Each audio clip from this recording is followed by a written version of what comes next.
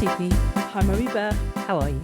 Well, I'm feeling very claustrophobic at the moment because there's a Hobbs right by my feet. She's decided that... see, yes. she's just hit the mic Hit the stand mic with stand. her head as she flops down on the floor. She just likes to be with you. Wants to be together. It's really sweet, but at the same time, it's like, excuse me, a little bit of space. Personal space, people. Personal space, people. But apart from that, how's everything been this week? All right, still looking for a job. People are being very difficult when trying to get back to me, even though I give all my contacts out and say I can come back for interviews and all that stuff. No one's saying anything, so it's just gone. A bit of ghosting is happening. A lot of ghosting. That's weird. Today's way, I find. It's so today's way. With work as well. You didn't get that when you were just sending letters and stuff like that. You remember in the good old days, do you? Well, from what you've told me, from your good old days. My good old days. Yeah, you didn't get ghosting. It wasn't really a thing. You just committed to things and you responded. Yeah. And even if you didn't want to commit to something, you let the other person know. Exactly. My least favourite thing at the moment is if someone reads your message but then doesn't respond when they've read it. I find that outrageous. Like I would never read a message and then not respond to it. I just can't do that because then the other person's thinking they've read it. What are they thinking? It's all speculation, isn't it? It's all speculation, and then obviously our minds like to do fantastic things, crazy imagination sometimes. You do especially, but it is very frustrating. I really feel your pain. It's such a modern day phenomenon, I'd say. But you'll get there. You'll get something, and you'll earn a bit of cash for some travels, hopefully. Really hope so, and also for recording in a music studio. Yeah, should be really, really fun to do. I'm so looking forward to doing that. That will be fun, won't it? That'll be like kind of my present to myself for working hard at uni and stuff. Is get down the recording studio. Yeah, you think that with a particular studio that you're looking at, they're offering kind of producing elements, aren't they, and helping a bit with. Yeah, it's kind of called unsigned artist because, of course, I'm not. You're not a signed artist. I'm not a signed artist. I'm guessing. Wow. I'm like Dumb and Dumber, but both of them together. Dumberest. Dumberest. That's so bad. That's rude. But, you're not dumb, sweetie pie. I'm not signed, and so the studio says about being an unsigned artist and how they can help get your music on certain playlists, things like that, and just how to give your music that extra boost to make Spotify, for example, or Deezer or all these other ones kind of see your track and not see it as just a kind of random person putting some music up, but as it kind of already has a bit of kudos to it. I see. So it's a bit like when working with websites, it's kind of the search engine optimization, is it? Exactly. It's like that. And it's just kind of putting that little, almost like a watermark on your music, saying this isn't just some random thing made by a kid in their back garage. This is actually done in a proper studio and produced by professionals, etc. Right. Which of course costs money, which is why I'm saving up. It costs money. And also it's a shame that the random kid in the back garage studio is getting dismissed. I mean, because they might have something incredible. Yeah. But that's then where they have to be doing all their social media, and I really don't want to be having to do that. So it kind of covers all that. Exactly. Like, for example, Somber, he released something himself. Who's Somber? Somber is the one, really long and lanky, but amazing voice and great. He has that ball sack guitar mic stand, which kind of really. Anyways, you should really, explain really cool. that. That was from the Graham Norton show. That was from the Graham Norton show. He called his mic stand the ball sack. The ball sack because it has a ball on the bottom. Yes, which meant that he can swing his microphone stand around the place without it toppling over. It's really, really cool. He invented it himself. Yeah. Anyways, so he produced his song "Back to Friends," which is a major hit and has 1 billion plays on Spotify in his bedroom. He produced that all himself, but that got heard because he already was kind of doing stuff a bit on social media. Okay, so he had a bit of a following already. Yeah, exactly. Yeah. Same with Sienna Spiro. She had a huge following on social media just from having done covers. So when she then released her first song, it immediately got 1 million listeners. See. There we go. That's how it works, unfortunately. It's branding. Yes. Branding. Yeah. I understand. All the way. Anyway, so I've been doing that. That's on a very different note from gardening. Yes. But I did have a little bit of fun because we talked about the other day. We were just like, I wonder what it would have been like watching and listening and doing our recaps back when Gardeners World was half an hour, or those really old ones. I wondered if it had changed much. Yeah. We just talked about ghosting being a modern phenomena. I think also attention spans have changed massively. Hugely. And because people are used to getting everything in little sort of sound bites and little quick couple of minute chunks. And I think even online newspapers will say this is a 3-minute read or this is a 15-minute read. Oh, really? So you can decide at the top end whether you can be bothered to hang around for 15 minutes to get to the bottom, I'm guessing. No way, so that's hilarious. It's all about time and, whether you can get information really quick, rapid fire info. Yeah. So I wondered if the early days, if it could be any slower. I mean, Gardeners World is a format that keeps it old school. It does, doesn't it? It's a slow format. It's really slow. And that's lovely. It's nice and relaxing on a Friday night. You've got your glass of wine or a cup of tea, feet up after a hard week. I can get it. And you can just chill out, mellow out, listening to Monty's dulcet tones. So that has kept the format, but I wondered if it was even slower. Well, surely it can't be if it was only half an hour. So you did some research. Anyway, so I found on YouTube this really old one from 2005, from April 2005. Ancient, sweetie. People, I wasn't born. Oh, I know. I wasn't 2005 doesn't sound that far away for someone like me. Yeah, I know, but for me it's like... The 80s still feel like yesterday. What are you talking about, lady? The good old 80s. The good old 80s. But anyways, I found this one from 2005 and it was absolutely fascinating. It was half an hour long. Monty was the main presenter. Oh, yeah. He was the main presenter.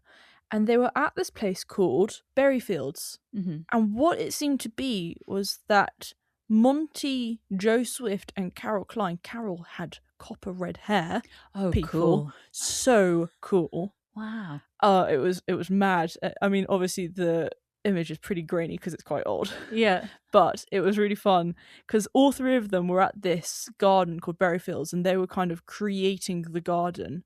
And so they were all literally working side by side at one point in this one area, which I think was called the Formal Gardens. Oh, so it wasn't at Longmeadow? No, not even at Longmeadow, which was so interesting. So Monty had the exact same voice. Like, Monty has not changed from 18 years ago. It's crazy. It's if it ain't broke, don't fix it. He's got such an easy presenting style, hasn't he? It was hilarious. I was like, if I put his voice on top of his voice today, it wouldn't change. No. It's exactly the same. Anyway, so at one point, Joe Swift goes off to see a woman about topiary. Yeah. And then Joe Swift comes back and then is teaching Monty how to do topiary. Oh, and it's so weird. It's like, wow, that's when Monty didn't know about that. How interesting that is, isn't it? It was so cool. So a very, very different format then. Very, very different. And then Carol was doing something else in the other part of the garden, and then they all kind of reconvened in one area and were doing a whole load of kind of digging and stuff in the Formal Gardens. And then Monty was trimming the edge of the grass, between the borders where you have to kind of trim the grass, which no one does these days. No. That's like such an old thing to do, trimming the grass on the edge between the border and the path. So it wasn't any of their gardens? Nope, not even slightly. And I think it only went to 2 places. What do you mean that it went to? They only went to kind of 2 places other than 2 other same, which makes sense because they do about 4, don't they, in the hour-long Very good format. Point. But I thought it was absolutely fascinating. Oh, brilliant. Oh, you have to send me a link to it. Yes, I will. We'll put it on the website. It's very funny to watch. Yeah, I would be interested to see what it was like even further back when it was Alan Titchmarsh or Jeff Hamilton. Oh. Because I didn't watch it avidly back then. I'd No. duck in and out and was busy doing other things really on a Friday night. Yeah, I understand. And even actually their intro music was completely different to the normal one. And during the intro music, they had a whole load of time-lapse flowers opening and shutting. Oh, right. And someone just digging a spade into the ground or a trowel or planting a plant and that kind of all the gardening stuff, the kind of idea, the stereotype of that's evolved a lot as well, because last series we had an intro titles. Yeah. And this series we have none at all. It's just hello and welcome to Gardeners World. I know. We don't have a here's what's coming up. It's just straight in there with Monty or whoever the presenter is. Yeah, just a quick little logo and then that's it. How interesting. How cool. Anyways, that's what I've been up to. Yes. Watching old Gardeners World. You've been doing quite a bit in the garden as well. Your Pac-Man bed is taking on more plants as you dig them out from other areas. What else did you put in this week? I put in the Coreopsis Mayfield Giant into there. Looking amazing. That was quite a root ball that I had to dig up. And then also some Agapanthus and some Crocosmia. Yeah. I also put in there. And our Agapanthus are the herbaceous ones. Yeah, very ones much that die right back, so they are hardy. Yeah, which is good because we can't have they the thrive actually, ones. don't they? They do, and they look fantastic. So I hope they look good in the new bed and get enough watering in from rain or me. You just the watering can. And then also the foxgloves are looking really pretty along the long walk, which we. You calling that the long walk? That's the long walk. It's quite a long walk, but it's not quite like other people's long walks with huge, massive, wide borders either side. Yeah, it's very, very narrow on the top of a precipice. It is. That's all we can do on a hill. Your foxgloves look absolutely gorgeous. I'm so chuffed with them. They've created such a woodland vibe, and we've been very lucky this year with these. I don't know what they're called, but they're dead nettles with white flowers, and they look absolutely beautiful, don't they? Do. So that really also cute. gives that woodland feel as well. Yeah, absolutely. It looks gorgeous. Anyways, what have you been doing? I have done a bit of work around the pond, and we have we've been struggling with the blanket weed coming back. Yeah, we did. Oh, with a vengeance. Absolutely with a vengeance. It does peaks and troughs all the time, constantly. I thought we were on top of it, and now it's just in amongst everything. So I was pulling bits out and annoying. Scooping also a lot of the frog poo out. Yes. Because I don't know what's happening there. There's so much. The frog we have in that pond is huge. I mean, it's massive. It gives me quite a jump when it jumps. Yeah. And it looks exactly like the one from Beatrix Potter. He's got the stripy back legs. Yes. And he's green. He's big. Almost a perfect representation of it. Yes. It's quite amazing. And he poos a lot. What more can I say? So we have to scoop all that out because there's a heck of a lot of poo covering the surface. But otherwise it's been quite sort of healthy. Just I would like to get rid of the blanket weed. So I refilled the bag of barley straw. Yeah. And let's hope something happens there. Fingers crossed. On a personal level, I got the results back from my mammogram. Yeah, that was all good. There's nothing to worry about there. We're very happy to hear nothing is going on down there. It's always nice to get negative exam results at my age. At your age, at my age, it's like, what? Exactly. And then also just with my face welt, so I had that zapped off, and that's all looking back to normal. And I can't see it whatsoever now. Oh, you can't see the actual skin cancer? No, I can't see the actual welt. You can't see the welts. I haven't looked close enough to see that. You have to have a look, pinprick. sweetie, because I think it's still there. Oh, are you serious? So, how is that ever going to go away? Because he really jabbed at it. I don't think he could have gone more at it, really. Yeah. Like magic wand. He'd have to practically cut it out next time. Well, I think the next stage probably will be that cream that you put on, which eats away at all the dodgy. Oh, the dodgy cells. I wonder how painful that is to put on your skin. I don't think it's that painful. Your godmother had it. She had it on the bridge of her nose. Oh. And it just looks really bad, but it's absolutely fine. Anyway, it's better than the alternative, isn't it? That's nasty. Yeah, of course it always is. But in the gardening world, it's been pretty busy. It's been a busy weekend with various festivals. There was the Gardeners World Spring Fair this weekend just gone. And of course, as we know, it clashed with the Toby Festival, the Toby's Garden Festival. Very much so. And next weekend, of course, it's Malvern Spring Show. And there's everyone there. There's Alan Titchmarsh, Monty's there, Adam Frost, Francis, Sue Kent. I think Jamie Butterworth is there. Oh, yeah. And yes, also there's the houseplant. You know, they have a new thing there, the houseplant stuff. And so Claire Lowry is there. Oh, wow. And actually, she's very pregnant now because, as you know, she's carrying twins. So she's got a big baby bump. Oh, she's having to lug around the place. I feel for her. Yes, I feel for her. I hope the weather's just a perfect temperature so she can at least stay moderately. Such a good point. I completely feel for her. Yeah. Oh, wow. That's amazing. Good on her, frankly. But another thing that's caught my attention, sweetie, is there's this new show on Netflix. Now, we don't have Netflix, but I'm thinking of trying to get a free month's worth of it. Because you know Zach Galifianakis, who is the actor who does Between the Ferns, where he basically roasts other Hollywood celebrities. But it's all pre-planned, and so it's just ripping of him and of them. Yeah, it's very self-deprecating. It can seem really quite brutal, but I think it is. They're all just set up, aren't they? I love it. So it's not actually setup. Nasty. Like he was in the Hangover franchise. Yes, he's the carrying the baby, bearded guy carrying the baby in his papoose. Anyway, he has got a show on Netflix called This Is a Gardening Show, which seems to be taking the world by absolute storm, which is why I'd like to see it. So they're short little episodes. They're around 15, 16 minutes long, and it's kind of entry-level gardening, but with obviously loads of humour because he is a comedian. He's hilarious. And it's also at the same time kind of gently educational. Yeah. And he has kids come on. And he has a good chat with the kids, and he talks about gardening, and he has a bit of a giggle with them, but is sort of gently getting them on board and enjoying the whole world of gardening. But the ratings are huge. It's absolutely rocketing on things like IMDb. It's got something like a 7.7 rating, which is pretty good for IMDb. So if you have a little one who you're trying to gently nudge into gardening, then, and not even that little, I mean, no, I think it's gonna watch this. I think it'll suit all ages. Then check that out. It's on Netflix. I'll put a link to an interview about it with the director, but it really looks like a fantastic series. And again, we were talking about attention spans. 16 minutes, anyone can handle that. Oh my gosh, of course.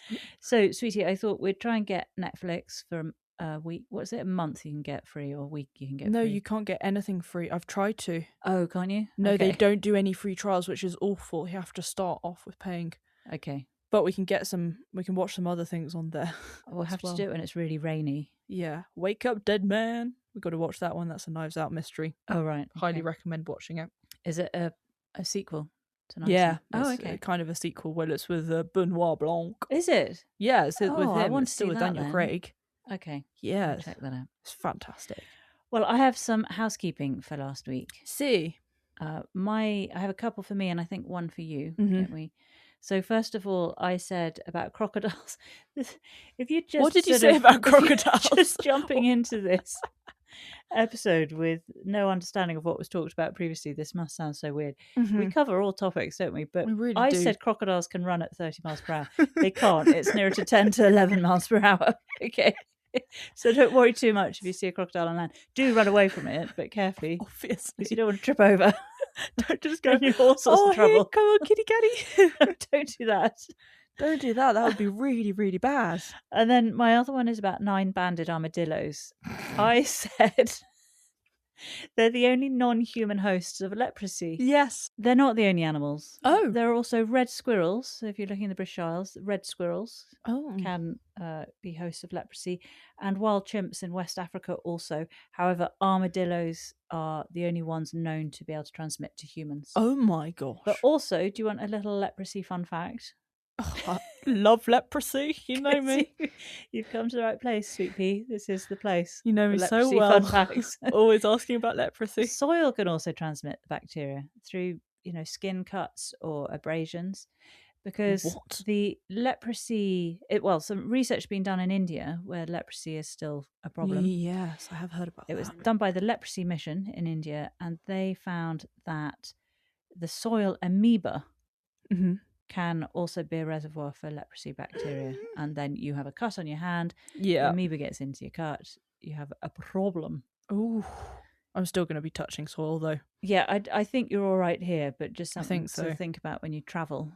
Just consider, always worth just considering what's going on in various countries in terms of disease and just hand sanitizer generally and stuff like that. That kind of thing. I mean, you don't want to go overboard, but just have an awareness. But yeah, of course. Absolutely. So there's my leprosy fun fact. Fantastic. Love that. What was your bit of housekeeping? The housekeeping was, why do some wisteria never flower? Yes. And it seems to be mainly down to age of the plants. So what, too young or too old? Too young. Okay. So especially if you're getting them from seed or a non-grafted plant, then your plant takes up to about 7 to 10 years before it can flower. Right. Whereas if you get a grafted plant, which is much better, like with apples and all that other stuff, and roses as well. Yeah. You graft, you get the best flowers they only take kind of 2 to 5 years to flower. Okay. So it's much better to get a grafted plant. So just look out for that little nodule at the base of a plant. And if your friend is giving you like a seedling that they had, it's going to take forever and it might never flower. But if you do have a plant which is pretty old and you're like, but it's still not flowering, mate, well, it might be because there's too much nitrogen in the soil. So therefore, if you can somehow get rid of that nitrogen, I don't know how you do that, but mainly add phosphorus. Yes. That gets flowers to generate. Oh, so that's like with tomatoes, isn't it? Exactly. When you want foliage, you give nitrogen, and when you want fruit, you give phosphorus. Precisely. They also need full sun, so if they are in a really shady spot, they're not going to flower. And then also, if you over prune or prune at the wrong time of year, then that can cause problems. So really, you should be doing light shaping in summer, and then structural pruning in winter, but not too aggressive. Okay. So you just want to kind of keep it in a vague idea of a shape, but don't go mental. Right. Like Monty did last week with that Polonia tree, where he just cut right down to a stump, a stick, practically. Stick in the ground. Don't do that, okay? Don't do that quite with your simple. wisteria. Good. Well, thanks for that, Sweet Pea. No worries. All right. Well, shall we have a look at some No Way news? Absolutely. Now, I'll go first, shall I? You do. Yes, absolutely. You go first. I have some very, very good news for women's health. Oh, fantastic. I mean, men's health as well, but I'm just thinking of women of a certain age going through a certain thing, perimenopause, where you're just losing your memory and really struggling with mental agility as you go through that phase. Well, this is also helpful for men, not because they're going through that, but a recent study has demonstrated that continuous exposure to rose essential oil through inhalation can lead to an increase in grey matter volume in the human brain. Oh my gosh. So is that an actual rose itself, just like rubbing against the leaves, or the petals are kind of rubbing them? Well, I mean, rose essential oil comes from rose. So of course. You have the essential oil because that's more concentrate. And, well, so let me tell you how the study worked. So they took 50 healthy women. 28 in the experimental group applied the rose essential oil to their clothing daily for 1 month. While the 22 in the controlled group used plain water. And before and after the period, they took MRI scans of their brains and assessed the changes in the brain structure. And what the results showed was that there was an increase in grey matter volume, or GMV, across the whole brain, but there was a particularly notable effect in the posterior cingulate cortex. Do you know about this part of the brain? I know the cingulate. The PCC. And that's the region involved in memory processing, self-referential thinking, emotional regulation. Yes. Those kinds of things. All the sorts of things that can be tricky when you're at my age. But it's surmised that the compounds from the rose oil travel directly to the limbic system, and they provide this kind of sustained stimulation that promotes the neuroplasticity and helps counteract age-related brain atrophy. So the PCC is amongst the regions most or first affected by things like Alzheimer's. Oh, yes. Okay. And so building up the grey matter in that area could be a cure, or certainly either delaying it or reducing.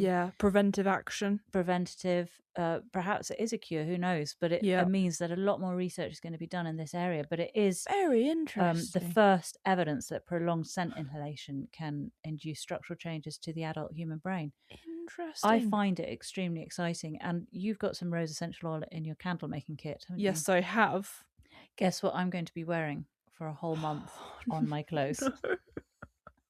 More like, I thought I'm going to find you in the rose bushes tomorrow morning. Just kind of like that smelling all the flowers like it's some kind of drug, just like, yes. I do think that's extremely exciting research and results from research, because it's all natural, isn't it? It's not, finding some synthetic drug that's going to cure you, but there's always a side effect of that. What's the side effect of inhaling rose oil? Nothing. It smells hopefully nice. Nothing. So good news anyway. That is fantastic news. What's your No Way news?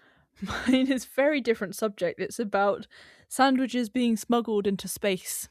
And it's absolutely fantastic. So what happened was there was a NASA project called Gemini, and it was to learn how to send astronauts to the moon, testing their ability to fly long-duration missions and to perfect rendezvous, docking, and spacewalking procedures. Right. And so 2 astronauts called Grissom and Young, they had several experiments they had to conduct during their 4-hour journey, and one of Young's assignments was to test space food.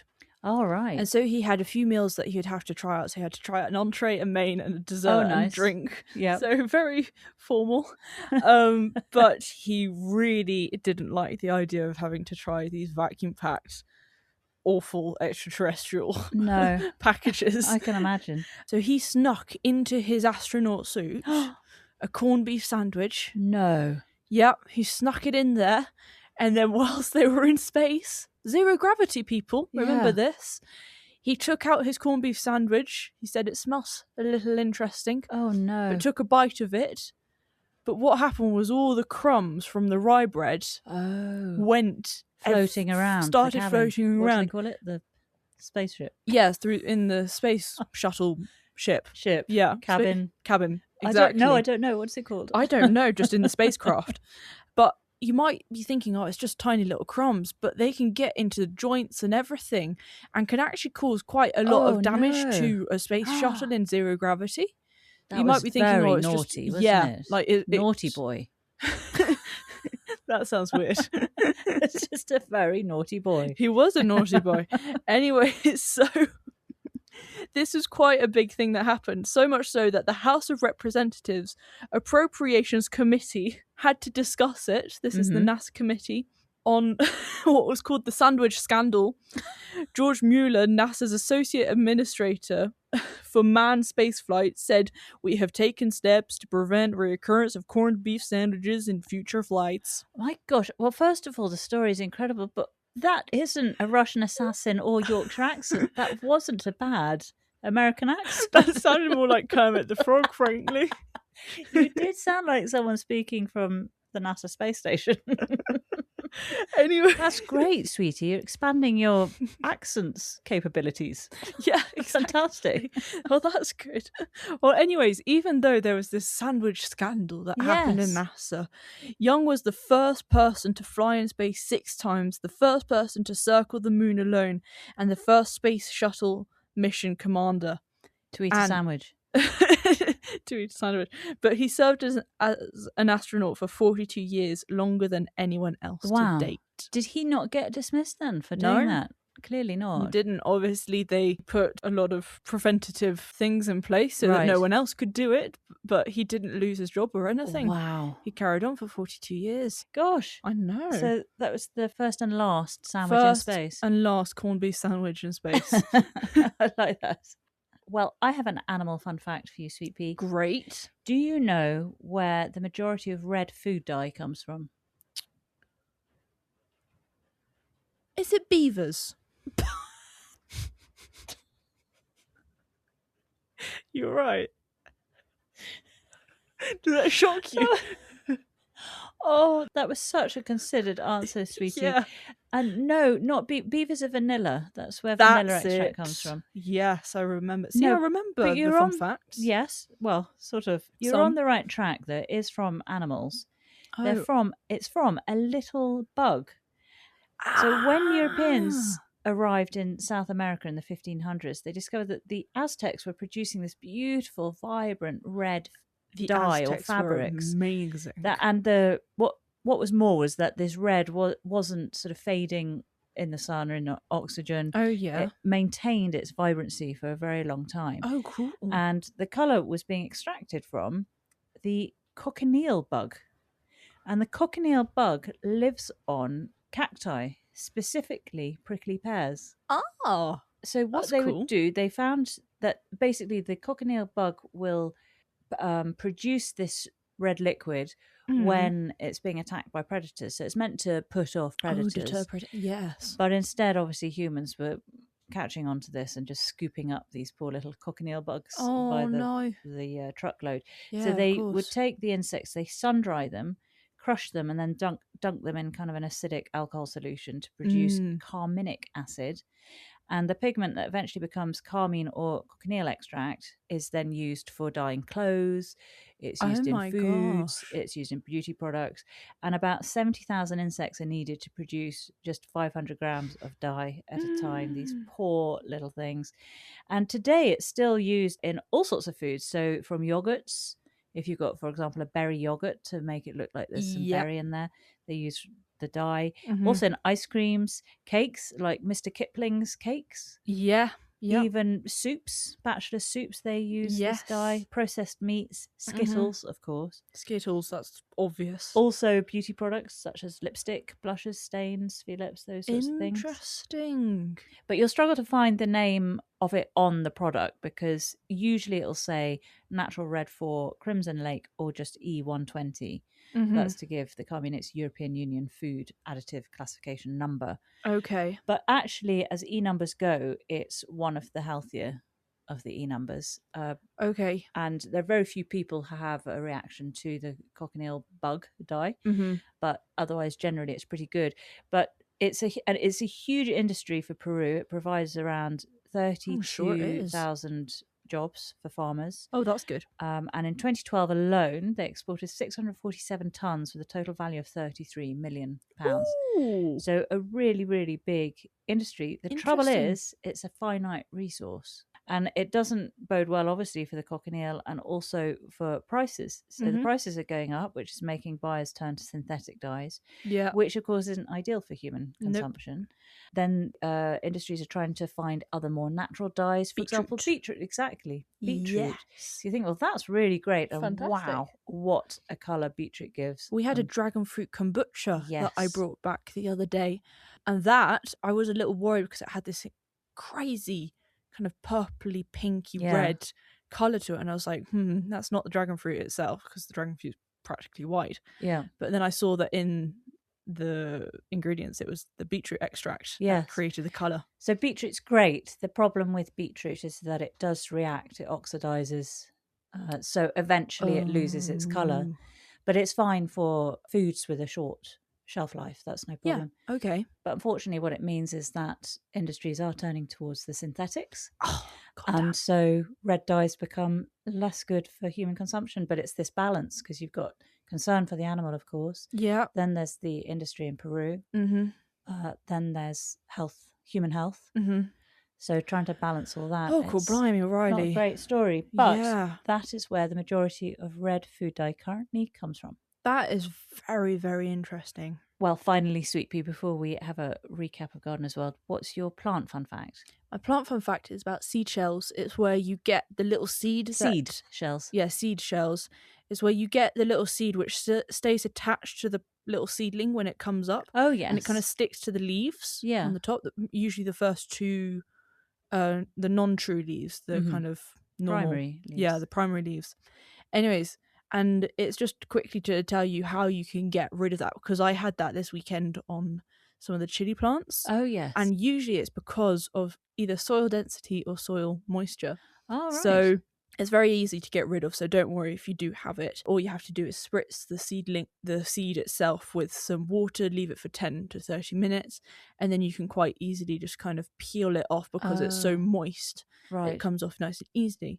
So this usually happens with tomato plants, aubergines, spinach, peppers, all that kind of stuff, which have quite a hard seed case around the actual seed itself, which needs a soil, kind of thick, compact soil density around it to push itself off. Right. So in the wild, this doesn't ever happen because there's enough soil density. Yeah. But it's when people start using too lighter mixes, just a like nice seed vermiculite or just purity and perlite. If it's too light and you don't kind of properly do the thing that Monty's always saying with his tamper, to push the seeds down and to get that proper soil to seed contact. If you don't do that, then you get this. Right. Is it a problem if it stays on? No, not really, because as I said, you can get it off quite easily. And is it a problem if you just rip it off? Yes, because if you rip it off and damage those two first primary leaves, then that can damage the rest of the photosynthesis for the rest of the plant, even if there are more leaves coming. I see. It's like the foundations of the plant practically. Okay. And then the other reason is moisture. So the way you can get rid of the seed, as I said, is just by spritzing it with some water, and then you can kind of peel it off. Well, that's the same with how it comes off naturally. Yeah. Is if you're watering your seeds and your seedlings enough, It'll then it's soften. absolutely fine. It softens and then it comes off. Whereas if you kind of have long dry spells or sow the seed too near to the top of the soil so it dries out really easily, I see. then the seed cap stays on and it doesn't soften, and then it pushes up. That makes sense, because I did those chilies in sea snails and I put a very, very thin layer of soil on top of them. There we go. Okay. And they will have dried out. They would have dried out, undoubtedly.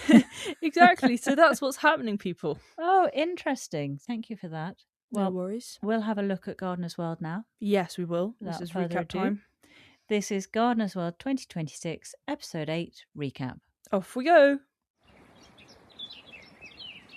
So we're with Monty, and he is by the mound. He's on the bit which is kind of on the side of the mound, which he usually lets get quite grassy, and then other things kind of self-sow in that area. Like cow parsley was in there, for example. But he wanted to put in spent bulbs, so all the things that had been flowering, looking amazing. It's a bit like when you chuck your tulips randomly after they've been in a pot. You just chuck them into the grass and hope they do the best. And so that's what he's doing. He's, of course, keeping in with the palette of yellow and blue. So he's doing some hyacinths of both those two colours, like hyacinth Delft blue. Yep. An important thing is not to cut back the foliage, because they need to keep photosynthesizing. Exactly, so like daffodils. Let them die back naturally, like your daffs. Exactly. Then he said something which hurt me. Slopes are brilliant, apparently, because of course Longmeadow is pretty flat. He said we have a very small slope, which is the mound pretty much. The rest is very flat. But slopes aren't that amazing. They're kind of... I'm mixed on that. You're mixed on that because we have such an extreme slope. Exactly. He's grateful for it because it's the beauty of them is they're free draining. Yeah, and we do recognise that is the big bonus of having such a nightmare of a slope. He's just got one little patch and he's grateful. Everywhere else just sits in water. It's very true. So I know. I can understand why he said that. But he is therefore able to have fritillaries, comatias, and leucojums, which we have no hope of. Which we cannot have because the soil is nowhere near moist enough. And then he says you don't want to be controlling your garden, but kind of be a partner with the garden. Yes. And then you can both flow through time. We're leaning into that, aren't we? Yeah. We're definitely not controlling our garden. No. And then we go to Carol Klein in her lovely garden of 47 years now, it is. No. And this series, we're looking at her growing her own produce. And she's showing us how to grow veg, even if you have a small area. Yeah, exactly. She's got a little plot, which is 8 foot by 5 foot. And she'll be packing that not just with veg, but also with flowers, because she wants it to look pretty too. I'm happy that she's doing flowers as well, because they're just as important. Yeah. And also, it wouldn't be Carol if she wasn't doing her beautiful flowers too. Of course, exactly. I can't imagine her just doing veg. Yeah. So she's putting in some sweet peas, isn't she? Yeah, Copani. And she's interspersing her sweet peas with climbing beans, or she will do Very important. On. Yeah, up that nice cylinder structure. Yep, which her husband made. Yep, very nice of them. And then she's got beetroot, the Bolt Hardy, which we know is a great one. That's the one that Adam Jones swears by, isn't it? Exactly. And something I have to keep remembering and always forget is that you can use the leaves for salads as well. You really can. We do forget that. Then she's got her lettuce little gem. That two is at a a lovely time. one. She's putting in one behind the other. And she does also say about cooking that in a pan. Another thing which I forget, but is absolutely delicious. And actually, on account of her saying that, you did it. I cooked it in a pan this weekend. You did. It is really, really lovely. That was so incredibly good, actually. I loved it. And with a little bit of grated cheese on top, cheddar cheese. Ooh. I hasten to add that they were shop bought. Those weren't from the garden. We haven't got ours yet. Tomato and basil. She'll sow basil seeds in a circle and pop the tomato in the middle. And squash as well will be going in there. And then also some pink cosmos. Yes. How are they already in flower? Mine are tiny seedlings. Since when has she been doing her cosmos? What's going on there? That is crazy. I'd love to know what she's doing there. But what's the important thing that she says you must do? Pinch out. That is so important with cosmos, because otherwise they literally would just give you one stem, one flower, and you'll be crying because you wanted bunches. You don't want to be crying. So you pinch out the tops to get all your side shoots. Yeah. She said broad beans are best done in pots rather than sowing directly, which is intriguing because I thought they were one of the easiest ones to sow directly. I mean, we do, and they seem to work perfectly fine, but maybe it's the crimson flowered one that she was doing, which are slightly more temperamental. Maybe. I don't know, because ours are very much like the bog standard could be broad bean that you get. But I think also all gardeners find the thing that works for them. Exactly. And it can completely vary. People can swear by one method and they can all work. Yeah. Completely work or all not work. But so this is obviously what she's been doing forever. Yeah. She covers those little pots with grit, of course. Of course. She is the grit queen. And she says you wait until they're a few inches high before you then put them out. Yeah, exactly. And then in a pot, she said you can also create a little edible flower garden in a pot. So she had a nice terracotta one, and she was putting in garden auroch and then also some cosmos purity in there as well. Obviously, that's a lovely white colour. And then she said she'll be adding more veg and flowers as the year progresses. So that will keep us going with Carol for the rest of this series, I guess. Exactly, and with ideas as well for a small plot. I'm looking forward to that. Sweeping back to Monty, he is planting out parsley. So much parsley, sweetie. So What's much going parsley. on there? I know, How mental. can one family eat so much parsley? Yeah, it's a lot of parsley. I know what you mean. I haven't actually got any seedlings coming up of parsley yet, so that's a disappointment. I didn't know you were trying parsley. I was, you know, because you wanted it as an ornamental. Oh, okay, yeah, fair enough. The curly leafed one. Yeah. So yeah, I was going to try that. Anyways, he's putting those out in a nice grid, and then he goes to the potting shed and the greenhouse because he says those are his happy place. Yes. Really, really likes it, and then talks a bit about hardening off, so acclimatizing the plants to the slightly harsher weather outside, doing it in a few different stages, in a cold frame, then slightly out of the cold frame, but still in a kind of protected, very sheltered area, because of all his walls and hedges. So he had wild carrots, sweet peas, and salvias there. And then he goes to the greenhouse where he has salvias, acanthus, pelargoniums, and lemon verbena, and they are all in there because they need that slightly kind of warmer, more tropical space. But he was pruning his lemon verbena quite hard because otherwise it can get quite woody before he was going to put that outside for it to harden off. Yeah. And just get a bit of fresh air, frankly. It's going to be a bit stuffy in there at some point. And he does say that you should also use this principle when you get something from the garden centre, which I've never, ever considered. No, not the plants outside. Ever done. I would have ever thought. But why not? Yeah, and maybe the plants inside, I don't know. I did really like the bird's eye view of that greenhouse. You've really got an idea of just how big that is. That was quite cool, actually. I don't know if we've seen that before, but a really nice shot. Exactly. And then we meet Amy Chapman. We do. And her floating garden, because Amy has a narrowboat. Oh, yes. Oh, this is the dream. I love this idea. It is the dream. She's talking about her rooftop garden. She's been into gardening for the last 5 or 6 years now, and she wants to, even though she's on a boat, she wants to make sure she's still got a garden. She's going to grow as many edibles and flowering plants as she can in shallow planters. Yes, because you have to be very careful of the weight. The weight distribution, which of course you don't think about, but it's a no-brainer, isn't it? Yeah, of course. Must do that. You don't want to always be steering off left because you put too much weight on that side. And then also the weight just generally on the roof as well. You want to be careful of that. That wouldn't be very nice in the morning, waking up to your Welsh leeks in your bed. You wouldn't want that. No Welsh leeks in your bed. Well, what veg was she putting in? Well, she had Welsh onions in there and Babington's leeks, which she was putting in a little shallow container together because they are fantastic perennial veg. Mm-hmm. Yes. And so I have heard of the Welsh onions, not the Babington's leeks yet. And then she mulches that all very well, which is essential, especially when you've got such shallow dishes, I guess. Yeah, exactly. And it's going to get direct sun because it's on the roof, people. So can't get more direct than that. She shows the bow of the boat, which is the front, she says. Yeah, depends though what kind of boat you're in, because if you're rowing, that's the bow's behind you. What? Oh yes, because you're sitting in that. I've never you're facing the wrong way, aren't you, when you're rowing?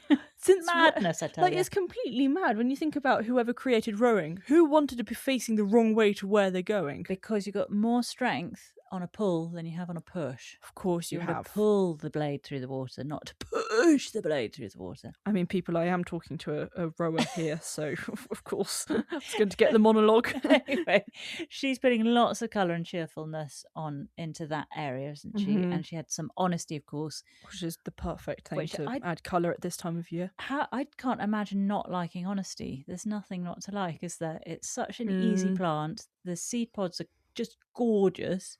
Yeah, exactly. The colour of the flower, beautiful. Yes. Well, Amy Chapman has a few strings to her bow. Oh, yeah? Not leastly, she's written a book.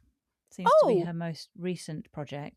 Oh, what about? Well, the book is called Dopamine Gardening. Oh, yeah. Basically, Amy bought this narrowboat last autumn, so she hasn't been there that long. It's a 48-foot long narrowboat.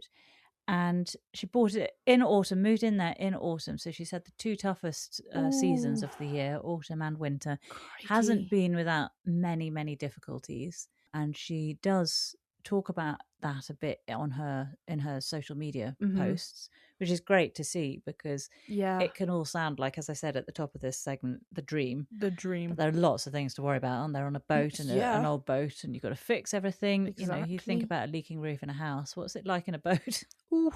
Don't want water coming into your boat. No. Anyway, she also has suffered previously, or does suffer with anxiety.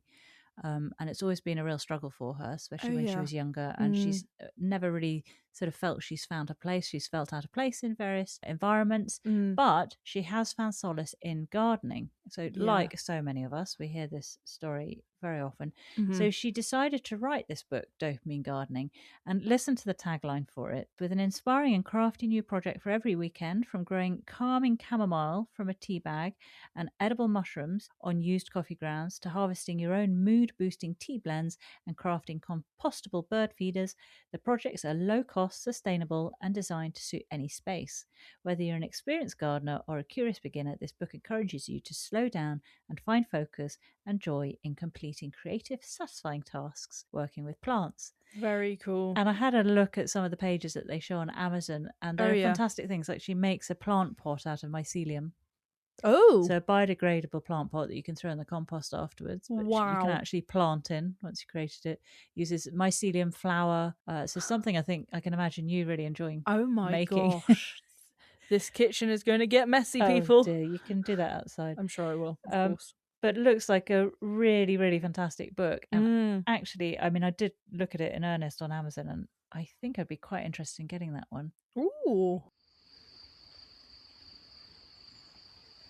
Well, we have Monty zooming about with his wheelbarrow again. He has been wheeling that thing in earnest throughout this episode, last episode. He's going to be known as the Wheelbarrow Man at some point.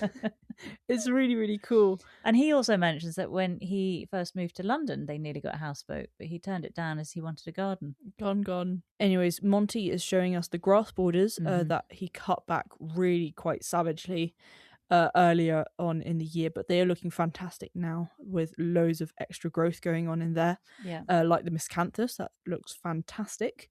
But what's he got in his wheelbarrow, Sweet Pea? But what's he got? But what's he got in his wheelbarrow? Some shade-loving grasses. Ho ho! Well, we're in for a treat because he goes to the woodland garden, which is perfect for shade-loving grasses. So the two grasses that he had Hachnacloa macra, which seems to be such a craze at the moment. It's like the plant to have in your garden. It's very funny. Anyway, that one spills nicely. And then there's a Cecleria autumnalis.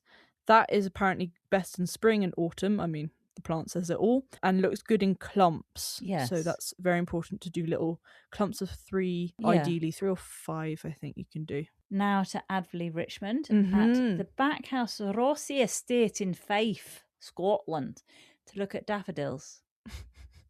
Yes. And this is the national collection of backhouse daffodils, which date back to the 1800s.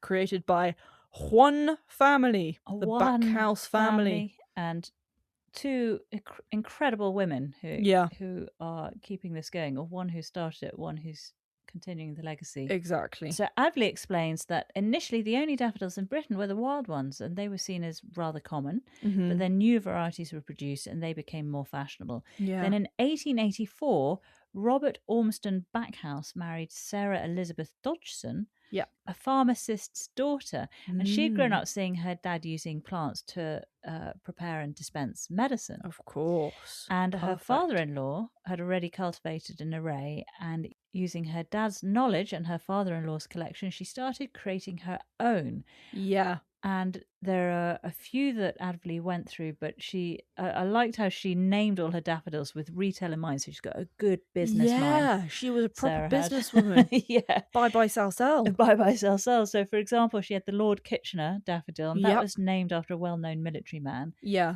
And so that name gave this daffodil a bit of gravitas, didn't it? Yeah, kudos. Yeah, and so it garnered huge amounts of attention. Exactly. Did you get the other? Yes, so I got quite a few. Also, of course, if you are subscribed to our page, you'll be getting all the names of all these daffodils and all the plants mentioned. Good point, Sweet Pea. Yeah, well so remembered. Don't worry about trying to write them down like I did. Yes, you'll get the full plant list from Sweet Pea. Exactly. So there was the sunrise daffodil, and this was so interesting because that was sold at 2 shillings a bulb. Now that probably doesn't mean anything to you, does it? But in the 1900s, 2 shillings was worth approximately 10-11 quid. Wow, sweetie. Per bulb. And so she would have made a sale of 10,730 quid. She had an order, didn't she? Yeah, she had a huge order. Oh, thanks for finding out the equivalent price. That's helpful to know. Found it on a great RHS little written out bit about it. A written out bit about it. What is it called again? A webpage? A webpage, thank you. I'm so sorry, people. But yeah, so we had Daffodil Sunrise. That sold for a lot.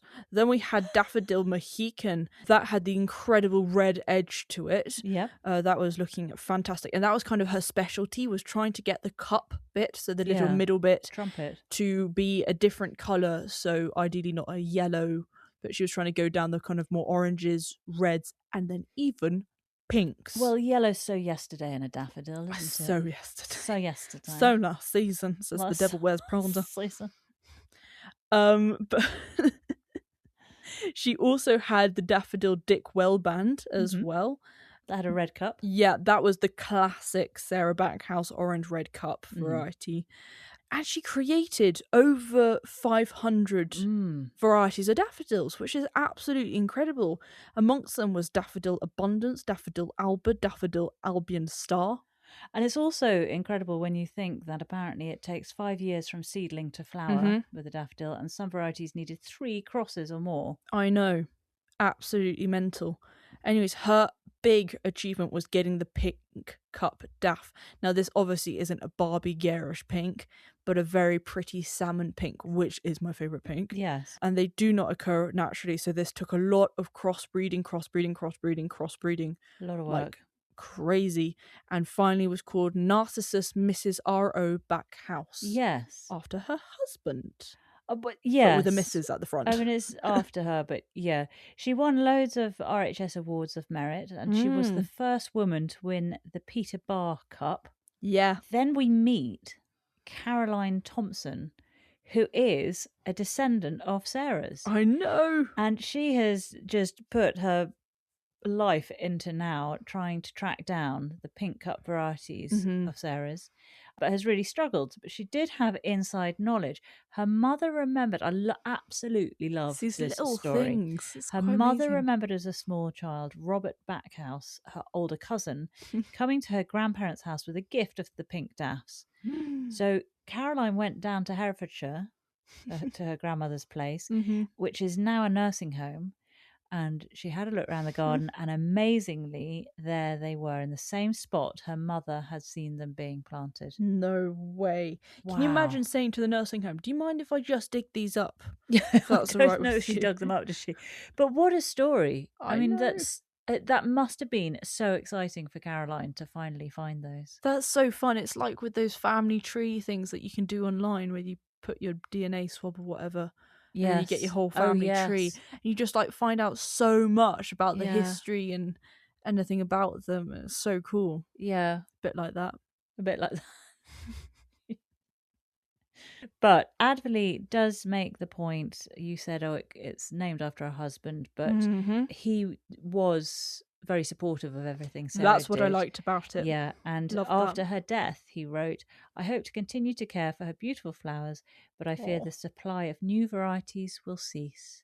Oh, Just a beautiful really segment, sweet. I thought, and really fascinating to hear about Sarah, what she achieved, but also to hear what Caroline is achieving. I know. Present tense. Really incredible. Such an exciting project that Caroline's working on. Exactly. It would be fascinating, wouldn't it, to find all this out about your family. Yeah, very cool. Well, the Backhouse Rossie Estate is an RHS partner garden.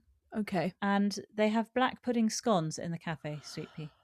Black pudding? Black pudding scones. I wouldn't expect anything less. Of course. From Fife. Oh, well, I'm going to have to try that out then. Caroline Thompson is founder of the Backhouse Heritage and Education Centre, and there's a very, very, very interesting article in Gardens Illustrated magazine. Oh, yeah. I'll put a link to it, where it talks more about the history of Caroline's family and the daffodils that they have created, and all the varieties. And obviously Sarah was a huge part of that, but the whole family were heavily involved in it. Now, it also talks about Caroline's pursuit to find all the backhouse daffs. Yes. And it does say it hasn't been easy. The RHS Daffodil Register lists 956 backhouse bred cultivars, but many were lost to eelworm after the First World War. And several cultivars thought to be backhouse daffodils turned out not to be true cultivars. And then here's a quote from Caroline. She says, "Andrew and I have driven thousands of miles searching for plants and clues. We once drove over 500 miles through the night to collect a true Mrs. R.O. backhouse. Another time I visited a friend at her new house for a cup of tea and noticed a true Narcissus nivath cultivar in the garden, and later discovered that the property was once a backhouse family home." Oh my god! What are the chances of that? That is wild plant hunting. Now, at the end, Monty says that the RHS want to know if you have any of these three daffodils. One is the Mrs. R.O. Backhouse, the Mrs. William Copeland, and the Sussex Bonfire. They're very, very rare. They are. He says if you think you have them, then go to the RHS link on their page. I couldn't find it on their page, but I have put a link to the relevant page to the RHS. Daffodil Diaries, it's called. So you can log any daffodils you've seen. Fantastic. They ideally want photos. Yeah, of course. But even better than that would be great if you could send bulbs. Oh, crikey. Okay, postage and packaging. Well, talking about Monty, he's still on his shady... he's still in his shady mood. Yes, a bit shady. He's being shady, and he's therefore wanting to plant a pot with ferns and fuchsias in there, and for a shady area by the wall, which apparently only gets 4 hours of shade, 4 hours of sun, in the day. So very shady is what we're talking about. Did I mishear? Because I thought he said he was trying to put some colour into the shady corner.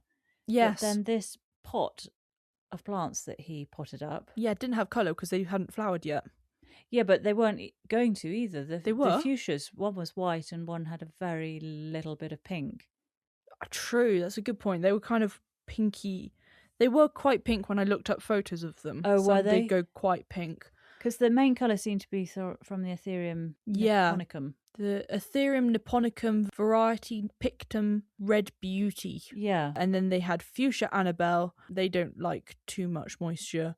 And then Fuchsia Harry Grey to spill over the pot. So filler was the Fuchsia Annabelle, wasn't it? And the Fuchsia spiller. Harry Grey was your spiller. Exactly. Pillar. And the pillar was the spiller. The Ethereum. Exactly. Well, after that, we went to look at trees being prepared for the Chelsea Flower Show with Eliot Barden of Majestic Trees. It's not often they mention the nursery name when they talk to these people. Interesting, yes, because the BBC are very strict on their advertising schemes. They are. So how have they decided which ones they will advertise and which ones they won't? I'm intrigued. Anyway, nice to hear the name of the nursery for sure. It was good. Eliot studied at Kew and loves trees. Loves so that's them. A good thing. Yeah. He says trees are important for the landscape because of all the ecosystem services that they provide, such as, and he rattled this off. Yes. He's said this a few times before. Can I do it? Please do. Oh, thank you. I thought he should become a rap artist.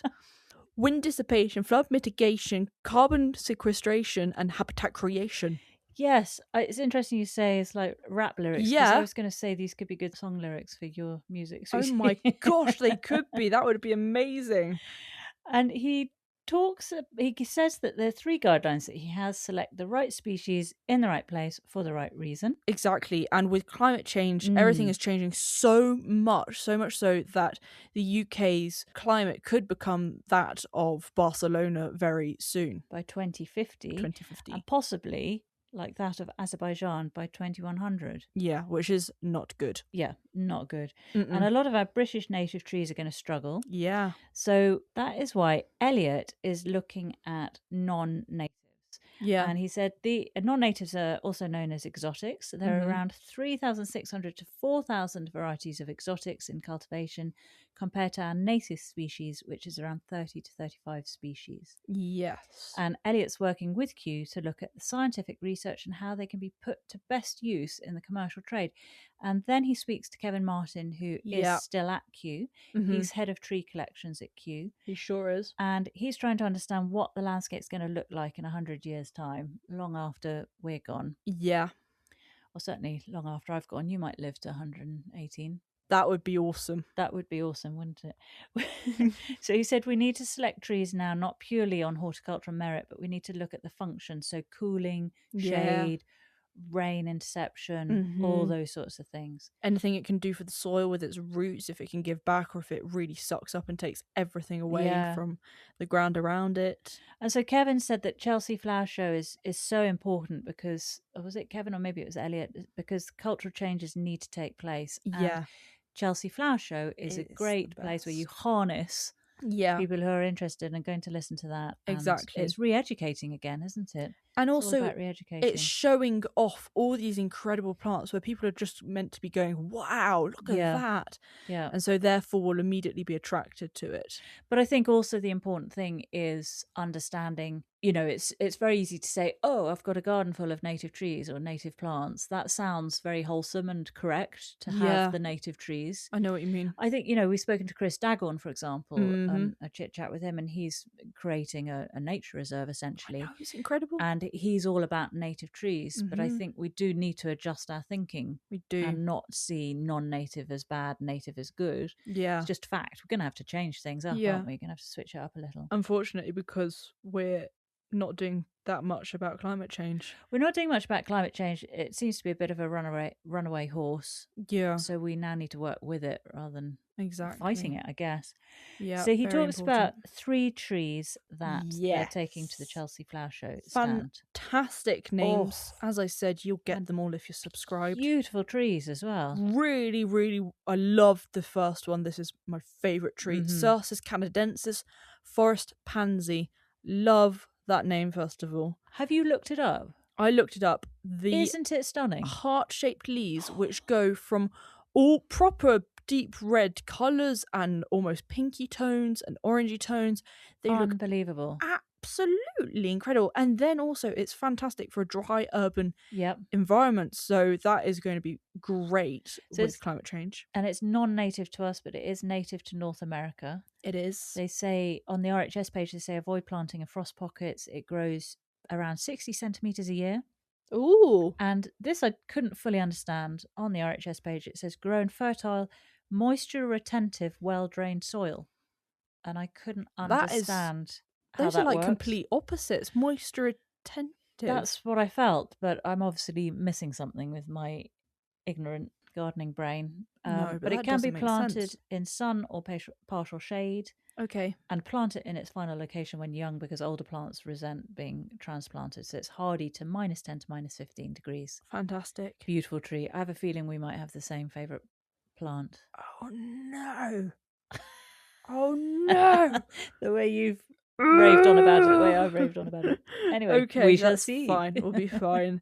Then there was a Taxodium dissecum. That is the swamp cypress. We've talked about that with the Noblinese. If you listen to our chit chats, that comes up a few times. I saw that one at Specially Gardens the other week. You did, exactly. And looking fantastic. Dean Charlton from Hooton Wold Nursery, he chose that as his statement tree on his chit chat. There we go. For his dream garden. Fantastic.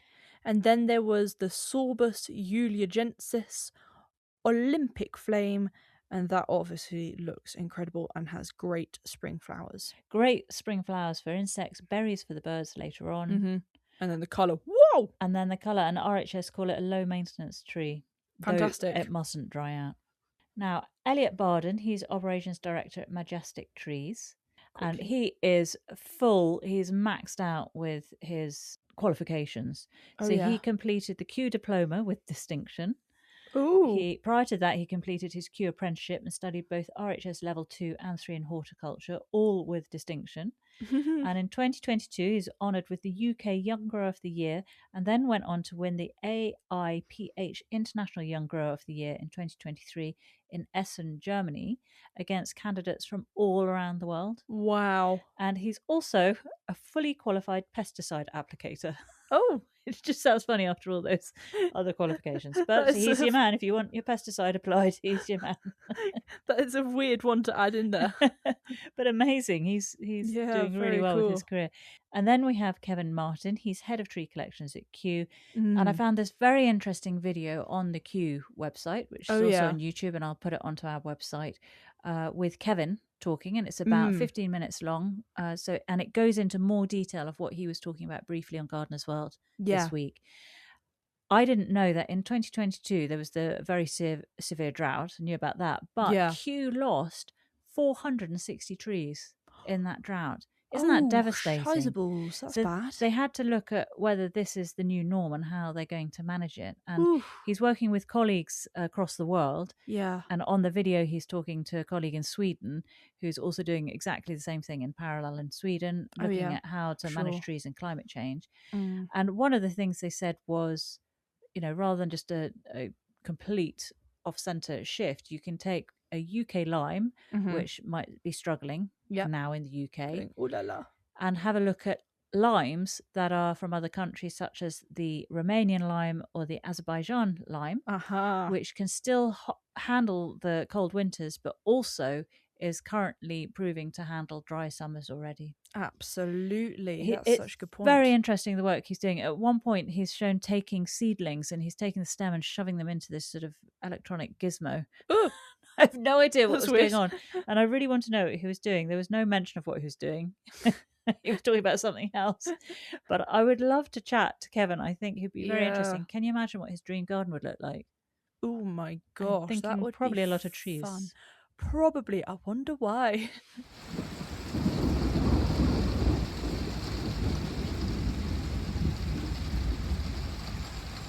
Then finally we have Monty talking about his incredible crabapple Everest and the amazing blossom that he had. Yes. And he's very, very happy with that. Just 1 week of the year he gets this beauty. 1 week. Very happy with that 1 week. It's worth it though. Exactly. And then he's hard trimming his common thyme. He said you do have to replace them every 3-4 years. Yeah, because they go woody, don't they? They do, unfortunately, even if you really hard trim them back. Yeah. But of course, trim back to actual growth. You don't want to just trim back to complete wood. You're not going to get anything from that. Probably not. It's the same with lavender, rosemary and sage. Although, because we have a lavender bank and it's really demoralising when it just gets too woody and you've got to replace 33 plants. But I have seen some people have cut into the wood and then mounded up soil. Oh, yeah. Around the wood. There are various other techniques that could possibly work, but very interesting. It is a general rule of thumb to avoid going into the wood. Okay. Well, the final thing was he was actually sowing some seeds for thyme, very small seeds, but of course you need poor soil, good drainage, so maybe add some grit or some sand or some vermiculite in there. And so he was just gently sprinkling them across. Obviously you can't see quite where you're putting them, but he did that and then tamper down. And they need sunlight, so do not cover them. Yeah. And there you go. And soak them. And soak them from below. From below, yes. Otherwise you wash all the seeds away. Exactly. So then it's to jobs for the weekend. We've got deadhead tulips, unwrap tree ferns, and sow sweet corn. Yep. And finally, Monty ends with a disaster, which I do think is a great idea to show those things. It is. It makes it all seem like you're just doing all right. Very real, yeah. And also more down to earth, I think. Yeah, so absolutely. It was the Rose Ypsilanti that had died because of fire blight. The Gallica rose, isn't it? Yeah, exactly, because of the wet, warm winters. Yeah. So that's allowed bacteria to thrive, hasn't it? So he's cutting it completely back, burning the roots too, and then he'll replant in the autumn. Do not compost those. That is very bad. Right, Sweet Pea, your favourite plant. It was the Cercis canadensis forest pansy. Mine too. Oh, I think we're all right to have the same because it's the one. That was such a stunning tree. It was really got everything going for it, hasn't it? Too beautiful for words. And what was your top takeaway? Gardening on a boat in general is really pretty. Amy's place. Yeah. I think it adds so much more to those boats, and I love that she's actually being able to harvest stuff on there. Yeah, good on her. It's fantastic. What was very yours? Impressive. I was interested to hear that London's going to have the climate of Barcelona by 2050 and possibly of Azerbaijan by 2100. Yeah, that was slightly scary. Interesting facts. Yes. Right, well, next week. Malvern. It is Malvern, that's right. Episode 9 is going to be on the 8th of May. It's back on BBC 2. It's at the earlier time of 7:30. Oh, cool. That's so nice. Get to your armchair with your glass of wine ahead of time this Friday night. Yes. Set against the dramatic backdrop of the Malvern Hills, Gardeners World comes from the spectacular RHS Malvern Spring Festival in Worcestershire. Ooh. Rachel de Tame and Joe Swift share everything the show has to offer: gardens, plants, and expert advice, as well as tips and tricks to try at home, no matter the amount of outdoor space. There's a visit to the Devon Somerset border to meet a grower who, with the help of a couple of feathered friends, has transformed a woodland landscape into a stunning nursery for the humble hoster. Aww. After a drastic career change to follow her dream, one designer explains why she's using her first show to demonstrate the art of pressing flowers. Ooh. There's also a time travel visit back to the 1970s for a houseplant fanatic who's taken her inspiration from her grandmother's house. Oh, it's a spring celebration not to be missed. Very cool! Exclamation mark! Exclamation mark! Exclamation mark! Yes. Oh, fantastic. Well, as always, you can get in touch either through our website on the contacts page, which is notjustagarden.co.uk, or through email, which is notjustagarden@outlook.com. That's it. And we'll be putting all the links, everything we've talked about, onto our website. Yes. And we will also be putting links to those videos that I mentioned. Mm-hmm. And then, of course, if you're a subscriber, then you'll get Sweet Pea's plant list. Mm-hmm. That'll come to you via email. If you're not a subscriber, you can do very easily. Go onto the website. You'll see a place to enter your email. Yeah. Just pop it in there. A pink box next to it saying join the community. That's it. You're not going to get a load of rubbish. It is literally just the blog that comes with each episode. So you'll get all the info directly to your inbox. And all those plant names, which are crazy. Crazy. Okay, Sweet Pea. Well, we should get on. It's pouring rain outside. I need to check all the doors are shut. And we're going to cozy up maybe with some scrubs tonight. Maybe some scrubs. You need to explain what that is. That's a TV program. That's a TV program. We're not getting into scrubs. Quite old, but it's absolutely fantastic. And it's all about in a hospital, but it's a comedy. Yeah. Okay. That was badly. It's a sitcom hospital comedy. There we go, people. I will talk about it next week if you want me to. All right then. Well, we'll see you next week. Sure will. Thank you for listening. Bye bye, Sweet Pea. Bye, Mummy Bear.